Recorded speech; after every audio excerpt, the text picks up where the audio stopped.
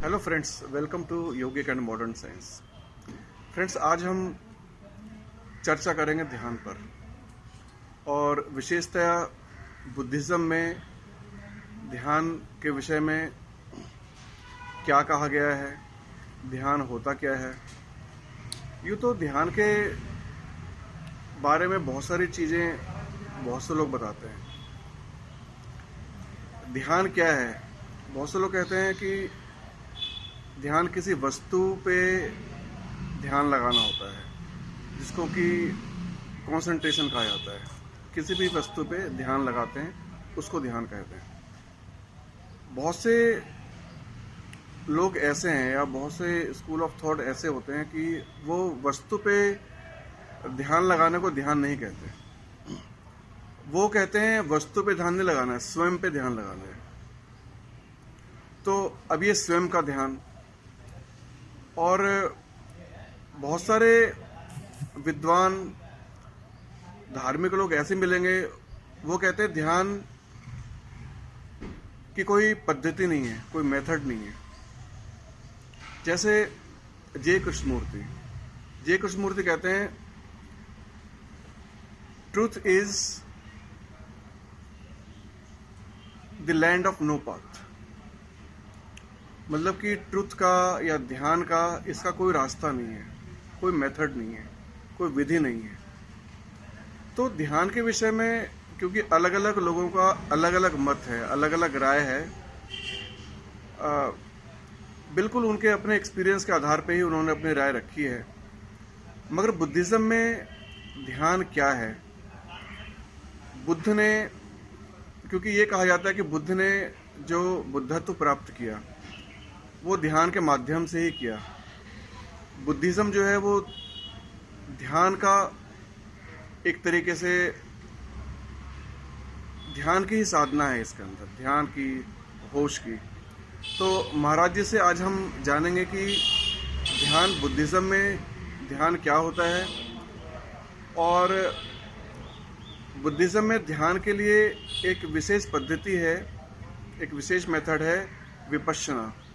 और विपश्यना क्या है, इसके बारे में समझने की कोशिश करेंगे ध्यान को। और ध्यान करने से तो तीन चीज़ें हैं इसके अंदर, इसमें तीन प्रश्न हो गए। एक तो पहली बात, ध्यान होता क्या है,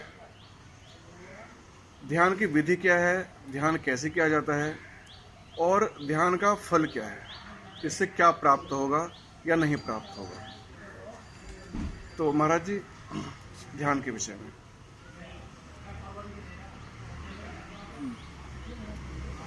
अभी आपने जो बात कही कि ध्यान प्रक्रिया है, और सही माने में देखा जाए तो सभी संप्रदाय किसी न किसी प्रकार से ध्यान की बात करते हैं। कोई बाह्य वस्तु के ऊपर ध्यान करता है, कोई काल्पनिक वस्तु पर ध्यान करता है, जैसी उसकी सोच रहती है।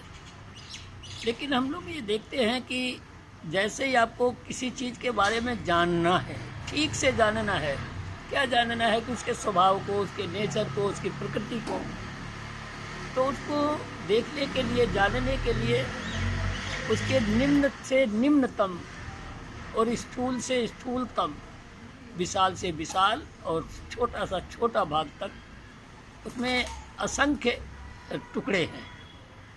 और उन चीज़ों को जानने के लिए हमको उसे देखना पड़ेगा। देखने का मतलब काम खाली आँखों का है, लेकिन यहाँ मन से जानना है।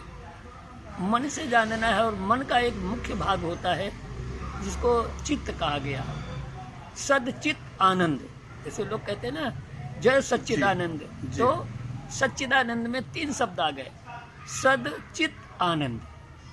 तो नेचर का मतलब जो चित्त का नेचर है उसको जानना, और चित्त ने अपने नेचर से जिस चीज़ के बारे में भी जानना चाहा तो उसके भी नेचर को जानना, तो वह प्रकृति को प्रकृति से जानना। प्रकृति से प्रकृति को जानने का नाम धर्म है, ध्यान है। तो ध्यान कर गौर करना, जिसको हम लोग कहते हैं गौर से देखिए, गौर से चलिए। तो हर कोई ध्यान एक इतना साधारण शब्द हो गया है कि हर बात में ध्यान से चलिए, ध्यान से खाइए, ध्यान से सुनिए। तो कुल मिलाकर मतलब इसका यही हो गया, एकाग्र चित्त होकर, यानी एकाग्र चित्त होकर के किसी चीज़ को करना, वो ध्यान में आता है। तो उसी तरीके से बोध माने जानकारी। जैसे हम लोग कहते हैं धर्म दो प्रकार का होता है, एक ज्ञात एक अज्ञात। तो ज्ञात को कहेंगे बोध, अज्ञात को कहेंगे बोध। तो जिसके बारे में हम जानते नहीं हैं लेकिन मान्यता बना रखे हैं, तो यह मान्यता का धर्म है। और ज्ञात जिसके बारे में हम ठीक प्रकार से जानते हैं, वह बोध धर्म है। तो बोध स्वभाव, धर्म माने स्वभाव, प्रकृति, नेचर। तो यहाँ पर किसी भी चीज़ के बारे में जानने के लिए हमें एक तरीका है पश्यना। पश्यना माने देखना। तो पश्यना देखना, जब हम किसी चीज़ को देखेंगे तो एक देखने का काम आँख से होता है और एक काम होता है देखने का काम मन से, चित्त से। चित्त से जिस चीज़ को हम जानते हैं, जानना चाहते हैं, तो उसके स्वभाव को जानना है। तो इसीलिए इसको कहा गया विपश्यना। पश्यना माने देखना और विशेष प्रकार से देखना, यह विपश्यना हो गया। तो हम किसी चीज़ को विशेष प्रकार से उसके टुकड़े टुकड़े करके जहाँ तक जाता है, जब हम किसी चीज़ को गौर करते हैं तो वह जैसा दिख रहा था अगले क्षण वैसा नहीं रहता है। फिर जब उसको देखते हैं तो उसके अगले क्षण वह वैसा नहीं रहता है। तो उसमें बराबर परिवर्तन होता चला जाता है और उस परिवर्तन को जानना है। तो जानने से पता लगता है कि तो अभी हम आप लोग क्या करते हैं कि पहले हमें अपने बारे में जानना चाहिए, आत्मदर्शन करना चाहिए। आत्म यानी स्वयं, स्वयं को जानना चाहिए और स्वयं में हम क्या हैं क्या नहीं है। तो इस चीज़ को जानने के लिए विपश्यना एक माध्यम है। और विपश्यना में अपने को जानने के लिए जैसे दर्पण की ज़रूरत होती है, उसी प्रकार से मन से अपने को जानना है, हम क्या हैं, हम कुछ हैं भी अथवा नहीं है। तो हमको जब जानते हैं तो महापुरुषों ने भी पहले भी कहा है, मोह को कहाँ ढूंढे बंदे, मैं तो तेरे पास में, खोजी होए तुरंत मिलियों, पल भर की तलाश में। तो उसी तरीके से हम अपने को नहीं जानना चाहते हैं लेकिन हम दूसरों को जानना चाहते हैं। और उसी तरीके से हमने नाना प्रकार की कल्पनाएं कर रखी हैं और उन कल्पनाओं में ही फंसे रहते हैं। तो जब हमने विपश्यना के माध्यम से सबसे पहले हमने आत्मबोध किया, अपने को जाना। जब अपने को आप जानेंगे तो उसके लिए आपको बहुत गहराई तक महात्मा बनना पड़ता है, यानी अपने में खो जाना। महात्मा का मतलब हो गया अपने में खो जाना। और जब महात्मा होकर अपने को जान लिया तो फिर परमात्मा का बोध हो जाता है। परमात्मा दूसरा, तो तू का पता लग जाता है। जब मैं का पता लगेगा तब तू का पता लगेगा। हम अपने बारे में नहीं जानते हैं लेकिन तू के पीछे पड़े रहते हैं, हमेशा तू ही तू, जिधर देखता हूँ उधर तू ही तू है। तो एक ये भाव पैदा हो जाता है, तो उस पर छूट जाता है स्वयं। पहले स्वयं को जानेंगे तो तू का अपने आप पता लग जाएगा। जब मैं नहीं हूँ तो तू कहाँ से आ जाएगा। और इसी बात को कृष्ण ने गीता में भी कहने का प्रयास किया है, इसी बात को समझने के लिए, लेकिन व्याख्याकारों ने उसको अलग कर दिया क्योंकि अनुभूति का विषय नहीं लिया। तो इसी तरीके से जब हम विपश्यना करके देखते हैं, विशेष रूप से देखते हैं, तो हमारे पास ऐसी क्या चीज़ है जो हमारे कहने से काम करती है। तो आप देखेंगे कि बाह्य संसार और भीतरी संसार, हमारे भीतर पूरे शरीर में हर जगह जाती है और संसार में बाहर भी हर जगह जाती है। तो वह एक ऐसी चीज़ है जो हमारा सांस का आदान प्रदान है। इसमें कुछ बनावटी नहीं है। संसार के जितने भी प्राणी हैं, सभी प्राणी सांस का आदान प्रदान करते हैं। तो सांस कहाँ से भीतर जाती है, शरीर के अंदर प्रवेश करती है, और कहाँ से शरीर से बाहर जाती है। ऐसे स्थान को ढूंढा तो दो पद्धतियाँ मौजूद हैं। एक तो पेट के उठने और गिरने को, इससे भी गौर करते हैं तमाम लोग। और दूसरा तरीका है कि नाक के दोनों छल्ले और मूंछ का ऊपरी वाला भाग, होठ का ऊपरी वाला भाग, इतने भाग में सांस जब अंदर जा रही है तो कहीं ना कहीं से छूकर अंदर जाएगी, और जब बाहर निकलेगी तो किसी न किसी जगह पर छूकर बाहर निकलेगी। तो हम यहीं पर खड़े हो जाते हैं। अर्थात चित्त को इस जगह पर एकाग्र चित्त होकर के चिंतन करना शुरू करते हैं, आती हुई सांस को और भीतर जाती हुई सांस को। जब हम चित्त इतना स्थूल है कि वह क्षण भर भी कहीं रुकता नहीं है, तो धीरे धीरे अभ्यास करते करते, जैसे बंदर बहुत चंचल होता है, चंचलता में बंदर का उदाहरण दिया गया है, तो बंदर की तरह ही हमारा चित्त भी बड़ा चंचल है। और इसकी चंचलता को समझने के लिए हम उसे छोटा सा काम दे देते हैं। और कहने में एक आया कि एक कहानी के माध्यम से कहा जाता है, एक बहुत बड़ा राक्षस या दैत्य था, और उसने कहा भाई मुझे काम बताओ, काम नहीं बताओगे तो हम तुमको खा जाएंगे, काम बताते रहोगे तो जो काम बताओगे वो हम करते रहेंगे। तो अब उसने देखा कि जब हम काम बताए तो जो काम उसको बताया जाता वो तुरंत कर देता। अब जब तुरंत कर देता तो उसने कहा जब तुम हमें काम नहीं बताओगे तो फिर हम तुमको खा जाएंगे। तो अब वो बेचैन होने लगा, बहुत बेचैन हुआ, तो वो अपने गुरुजी के पास गया और गुरुजी से कहा कि मुझे एक ऐसा शैतान मिला है, उससे जो भी कहो वो सब काम कर देता है, क्षण भर में सब काम कर देता है, लेकिन अब कौन से काम मेरी समझ में नहीं आता, हम उसको क्या काम बताएं, वो तो सब काम कर देता है और जब मैं काम नहीं बताऊंगा तो मुझे ही खा जाएगा, बताओ क्या करूं। तो गुरुजी ने बताया कोई बात नहीं, घबराने की बात नहीं है, तुम अपने आंगन में एक बांस गाड़ दो, उस बांस में गाड़ करके उससे बोलो भाई इस पर चढ़ो और उतरो, यही तुम्हारा काम है। जब कोई काम जरूरत पड़े तो उसको काम बता देना, और जो काम तुम्हारे पास न हो तो उसको बोल दो चढ़ो और उतरो। अब चढ़ना उतरना बराबर लागू रहेगा तो खाली ही नहीं रहेगा। तो उसी तरीके से हमारे पास भी एक विधा है कि ये सांस का आना जाना, सांस आ रही है, सांस जा रही है, तो अंदर से बाहर आ रही है, तो बाहर से अंदर जा रही है। तो इसी पर हम अपना सारा ध्यान लगा देते हैं। और ये ध्यान कौन कर रहा है? चित्त का चिंतन, जिसको मन कहा गया। मन में पिछली बार मैंने बताया था कि मन को काटने से, मन को गौर करने से दो चीज़ें मिलती हैं, चित्त और चैतसिक। चैतसिक क्या है? वेदना, संज्ञा, संस्कार चैतसिक है, और चित्त विज्ञान है। तो मन के दो भाग होने पर चित्त चैतसिक निकला, और चित्त चैतसिक की भी मैंने पिछली बार चर्चा किया था। तो उसी प्रकार से बहुत होता चला जाता है, और इनमें भी जब गौर करते चले जाओ तो असंख्य हो जाते हैं, काउंटलेस हो जाते हैं। तो इस विधा को जानने के लिए हम लोगों को एक अभ्यास करने के लिए, जैसे आपको किसी जगह का ऑपरेशन कराना है, तो ऑपरेशन सड़क पर तो नहीं हो जाएगा, ऑपरेशन किसी आम जगह नहीं हो जाता, उसके लिए एक थिएटर बना होता, वहाँ पर सारे साधन उपलब्ध होते हैं और वहीं ऑपरेशन हो सकता है। ठीक इसी प्रकार से विपश्यना करने के लिए इसका एक मौसम तैयार किया जाता है, एक स्थान विशेष होता है, वहाँ पर इसके जो सहायक आचार्य होते हैं, जिन्होंने जाना हुआ है, ठीक प्रकार समझा हुआ है, तो इनकी देख रेख में इस क्रिया को शुरू किया जाता है।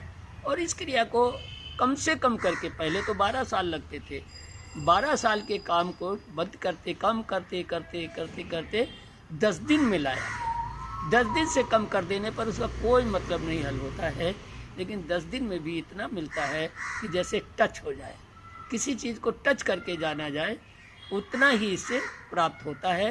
तब उसको फिर जिज्ञासा होती है कि इसके आगे क्या है, इसके आगे क्या है, तो फिर वो बार बार समय दे करके लंबे कोर्सों में शामिल होता है, और इसकी यथास्थिति तक विपश्यना के माध्यम से ये जो संसार का जो चक्र है, संसार सन्नसार, यहाँ कुछ भी यथार्थ में कुछ नहीं है, लेकिन कितना बड़ा भ्रम फैला हुआ है। तो इस भ्रम से हमारा रिश्ता टूट जाता है और सत्य का साक्षात्कार हो जाता है। तो अंत तो गत्वा, अब कहीं कितना ही आगे बढ़ते चले जाएं, तो किस क्षण के उस अंश को आप मैं कह दें या तू कह दें, न कुछ मेरा है न कुछ तेरा है, और न कुछ एक रस है, इसी को अनित्य, और दूसरा है अनात्म, कहीं कुछ मैं मेरा नहीं है। और जितना ही गौर करोगे तो वह सब दुखमय है, क्षण भर का सुखद लगता है, और वो दुखद असंख्य दुख है। एक दुख से पीछा नहीं छूटता, दूसरा दुख तैयार हो जाता है। क्यों तैयार हो जाता है? क्यों क्षणिक सुख में हम दूसरे दुख को जन्म दे देते हैं। जहाँ सुखद है उसका अंत दुखद होता है, और दुखद का अंत सुखद होता है, लेकिन सुखद क्षणिक है और दुखद बहुत बड़ा है।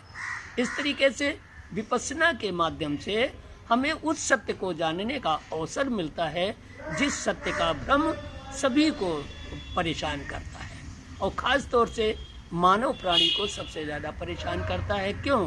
कि मानव प्राणी जो है मध्य में मानव प्राणी से ऊपर इतना विकास है जिसका चिंतन करना भी मुश्किल है, और मानव प्राणी से निम्नतर इतना पतन में है, इतनी दुखों से भरा हुआ है कि जिसका भी चिंतन करना बड़ा मुश्किल है।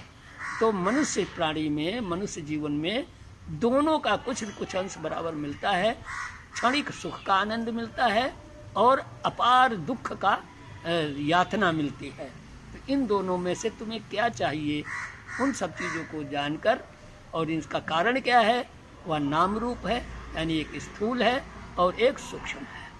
तो दृश्य अदृश्य जो हमें दिखाई पड़ता है ये भी सत्य नहीं है, और जो नहीं दिखाई पड़ता वो भी सत्य नहीं है। तो सच्चाई को जानने का एक माध्यम है, और उसको मैंने पिछली बार शायद नहीं दिखाया है, उसको देखना चाहिए। कि जैसे एक मैंने उदाहरण देकर समझाया कि रुमाल का टुकड़ा है जी। और रुमाल के टुकड़े को आप गौर करेंगे तो गौर करने से पता लगा, वैसे तो कपड़ा दिखता है लेकिन जब गौर करोगे तो पता लगेगा कि इसमें धागे उलझ गए हैं, और धागे की उलझन कपड़ा है। अब धागे की उलझन को हम ख़त्म कर देते हैं, एक एक धागा अलग कर दिया तो पता लगा कपड़ा गायब हो गया जी। अब इसी तरीके जब हमने धागे को गौर किया तो धागे में देखा कि उसमें रेसे उलझे हुए हैं, तो उलझन को हमने ख़त्म कर दिया तो पता लगा धागा गायब हो गया। अब जब रेसों को देखा तो रेसों के ढेर को मैंने गौर किया तो पता लगा कि ये रेसे भी आपस में उलझे हुए हैं, तो इनको लेकर के किसी खरल में रगड़ दिया तो पता लगा धूल बन गया, वो रेसा भी टुकड़े टुकड़े हो गया। अब इस धूल को, और वैसे एक दिन शर्मा जी ने कहा था फिर इसके आगे क्या है, तो इसके आगे चलने के लिए फिर और आगे बढ़िए तो आगे भी दिखाई देगा, यहाँ तक तो पहुँचना मुश्किल है। अभी धूल के कणों को जोड़ना कितना कठिन है, और इनको जोड़ दीजिए, इनको उलझा दीजिए तो रेसा बन जाएगा, रेसे को उलझा दीजिए तो धागा बन जाएगा, और धागे को उलझा दीजिए तो कपड़ा रुमाल बन जाएगा। इसी तरह से जो सत्य का पता लगता जाता है तो वह जब दिखता है वो नहीं रहता है। तो इस परंपरा से फिर क्या करें, तो हम उसका उपयोग, जितना उपयोग है उसी को रखना चाहिए, बाकी बनावटीपन निकाल देना चाहिए।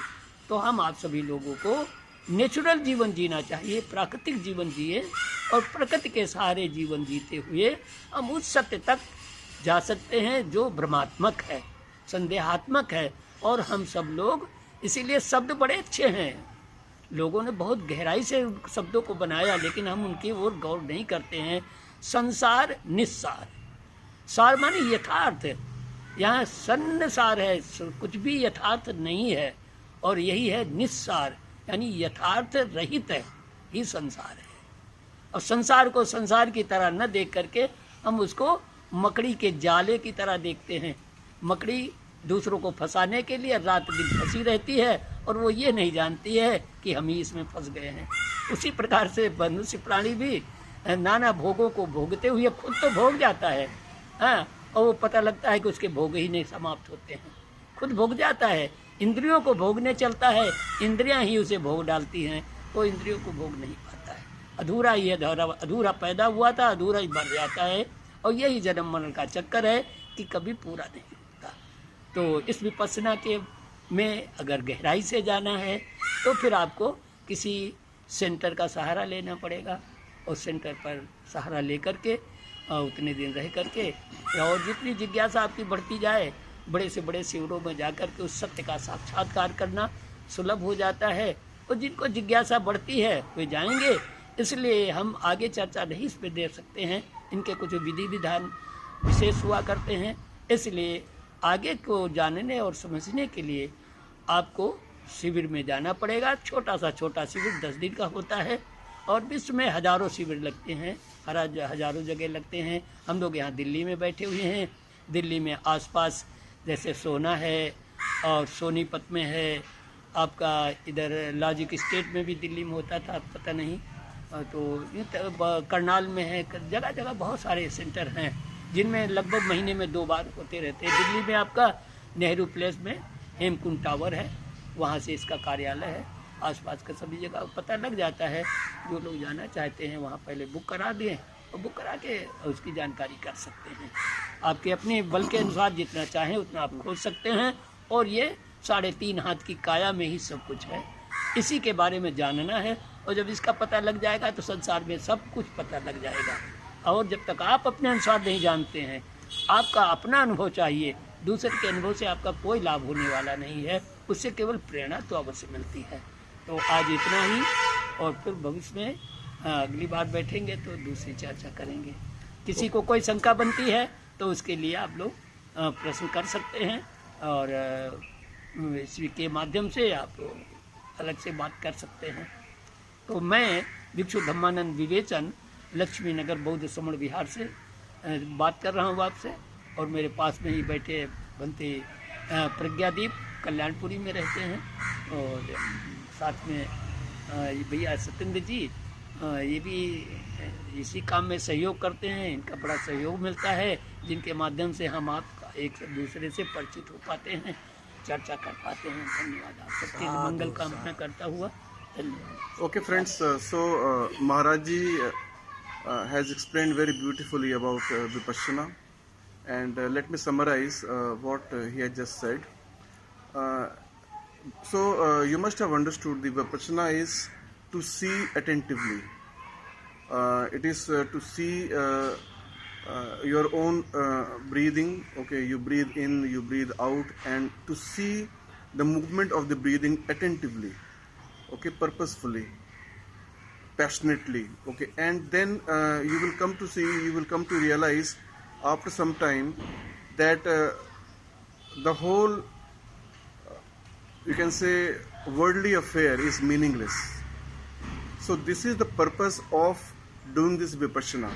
So once this worldly affair proves meaningless, then you come to realize the real meaning in you. So it has been explained very beautifully by Maharaj ji. And so friends, see you in the next episode with some other topic. Thank you.